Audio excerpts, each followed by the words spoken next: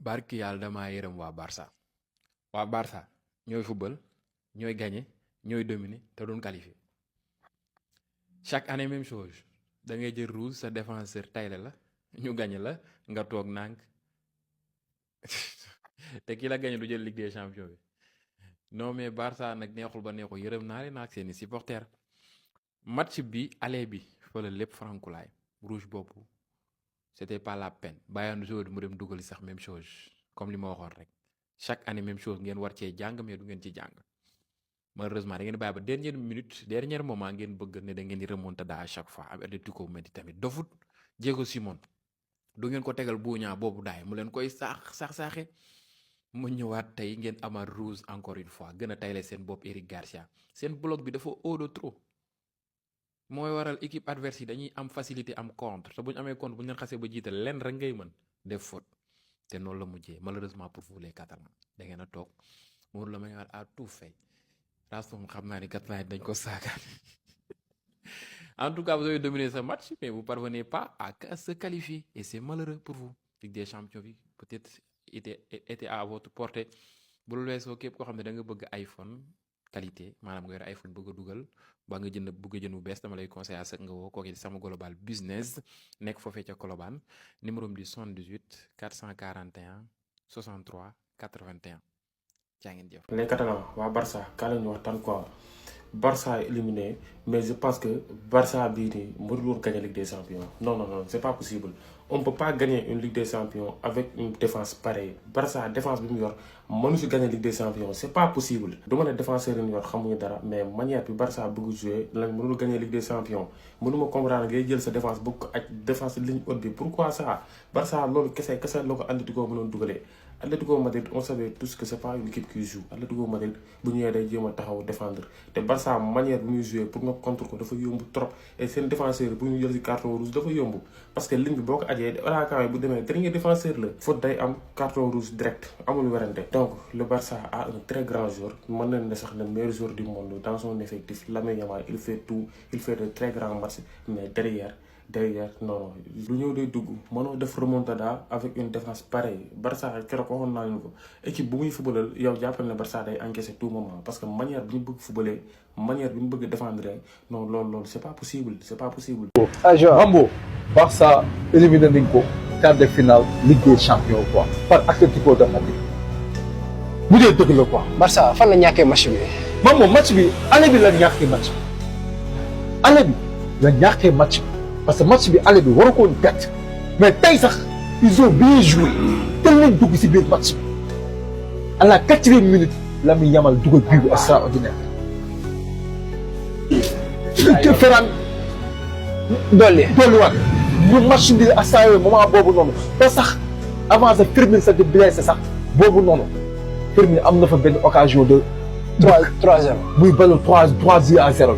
mais automatiquement da ngay gis ne instant yooyu noonu Atlético de Madrid pression bi sonal kii na la tension bi métti na gis équipe bi si boppam amatul équilibre mais blessure ay kii bi Firmine bi moom moo waral sax jour Atlético yi Simeone woowaat joueurs yi ñu ñëwaat. mu defaraat équipe bi. defaraat équipe boobu sax moo waral sax après lu ko mën dugal bii bu extraordinaire bu dee dëgg la ko. Barça dañoo gis ni seen repli défensif dafay lent trop. Mambo gis nga bii lu ko mën je disais que bien que ni fee parce que bi ñuy passe loolante automatiquement parce que foofu nag ka ma waroon def retour de jeu bi Koundé mais Koundé xam na ni kii jël na départ mais da ngay couper trajectoire bi mais couper wul trajectoire bi lu ko mën dugal bii yu rëy c'est-à-dire Barça seen problème xam nga la bi ñu joué position de balle bi dañuy football mais après bi ñu pété balle bi da ngay gis ni dañuy am problème bu def retour défensif bi par rapport ak Atlético de Madrid bi ñu pété ba automatiquement dañuy def retour défensif bi quoi bu dee dëgg la quoi. Barça ba demi-finale la toogee ren quart de finale. non mais nañu defarwaat parce que leen manqué bëri na trop mais foog ñu defarwaat quoi la joie Mambo ay ci ñu daal. remontada.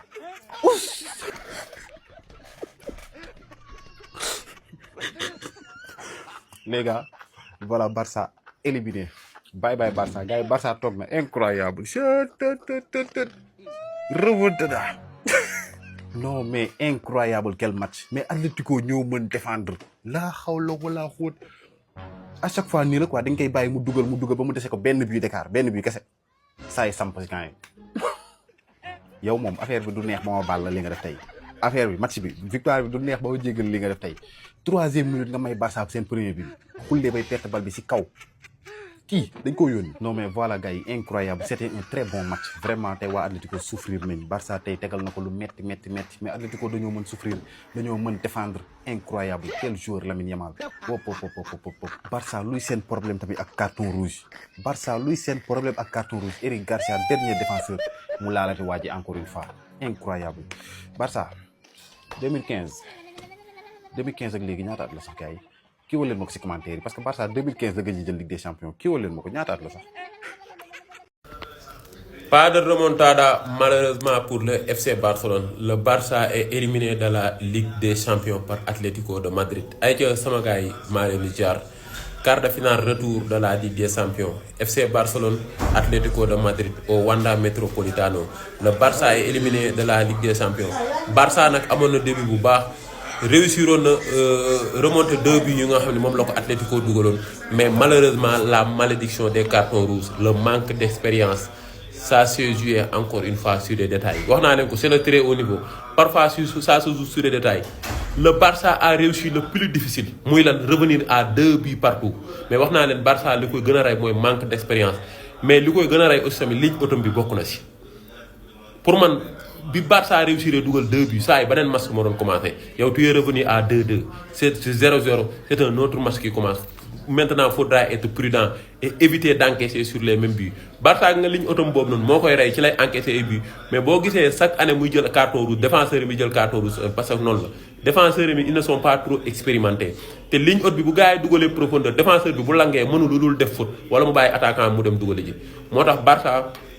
malheureusement ils l'ont gagné sur des détails mais expérience bi dafa des léegi nag li des mooy defaruwaat ñëwaat li Barça war a focus ci mercato bi mooy dem wuti un vrai renard de surface un attaquant de classe mondiale moderne et jeune dem wuti benn attaque défenseur aussi tamit de très haut niveau bu bëggee concurrencer Europe. Bon les gars d'abord di wax du courage à tous les Catalans instant bii nii képp kuy Catalan am nga déception am nga lu la metti parce que bëggoon nañoo gagner match bi bëggoon nañoo qualifier en demi-finale gagné nañ match bi mais c'est pas suffisant donc on est éliminé. Champions League bi bokk na si trophée yi ñu gën a bëgg a jëlaat malgré jël nañ ko 5 fois mais ça fait longtemps ñu bëgg ko jëlaat mais à chaque fois échec sur échec encore une fois beneen échec mais c'est pas fini tant que Barça mu ngi exister tant que Barça mu ngi si football bi on va encore revenir on va encore réessayer ba keroog ñi réussir jëlaat ko. tey yaakaar naa ne kenn amul kenn comme blâmer l'équipe a très bien joué équipe bi football nañ joxe nañ def nañ lépp lu ñu mën def nañ lépp lu ñu am pour mën a arracher remontada bi mais malheureusement malgré tous ces efforts on est quand même éliminé. Carton rouge Eric Garcia bi aussi bokk na si lu ñu gën a pénaliser parce que y avait encore du temps bi desoon na Barça à tout moment mënoon na égaliser à tout moment mënoon na dugalaat le but nga xamante mooy le but de la victoire mais malheureusement ñu jëlaat carton rouge comme d'habitude comme toujours. aller bi c'était Kobarsi retour bi Eric Garcia doo sax comprendre lan mooy problème suñu joueur yi ak carton rouge mais quand même y a beaucoup de bonnes choses à retenir te Atlético Madrid fekk ko dëkkam gagné ko c'est pas du tout facile. Atlético Madrid depuis 1997 si je me trompe pas benn équipe fekk ko dëkkam en Ligue des Champions en phase éliminatoire directe dóor ko Barça def na ko tey kon équipe bi ay jàmbaar lañ def nañ lépp lu ñu mën joxe nañ lépp lu ñu am pour arracher remontada bi mais malheureusement tey nekkul woon suñu chance nekkul woon suñu jour di leen waxaat du courage Visca Barça Visca Catalunya. pégee sama gars yi sama Moustapha SN Barcelone comme noonu tey éliminé nañ ko presque 11 saisons consécutives yoo xamante ni si atteindre le final mu nekk loo xamante ni si c'est trop difficile balaa ñuy continuer Kébé mii moo gagné tey score exact yi voilà ñaari match yëpp nii la ko waxee te noonu la demee gars yi dem nañ ci contact ngeen abonné massivement pour yéen boo leen gagné après ñu defal leen noonu bon buñ delloo si match diggante Liverpool ak Paris Saint-Germain nee na waxoon naa leen ko bettul kenn parce que Paris Saint-Germain dafa nekk si dynamique boo xamante ne instant bi téye ko du yomb voilà Ligue des Champions bi am na nu muy demee sax man gis naa ne bu fukki saatee comme daaw mën na ko jëlaat parce que instant mu ngi si moment de gloire équipe yi ko daan dóor à l'époque yëpp lay jàpp defaral leen bagage bon bu ñëwee ci match Barcelone bi nekkoon na match boo xamante ni si Barcelone téye na ko à mais neewal naa leen Barcelone bloc haut bi mooy problème bi parce que défenseur bi heure bu jëlee bii rek waa ji day taxaw fële retrait attaquant bi ñëw dugal presque xool leen contre Newcastle xool leen retour bi loolu nag dafa nekk erreur boo xamante ni Flick war na ko xoolaat parce que tamit am na équipe yoo xamante ne bu dee dañoo efficace devant les bii foo jaar encaissé pip mënee nga 2 xoolaatal sa taxawaay nga jël sa temps jàngat match bi xool nooy dugal 3e bi boo xamante ni si vraiment équipe bi da nga koy maanaam da nga koy déstabiliser mais yow nga dugal 2 bi fët gars yi dugalaat la kon ça veut dire que nand nañ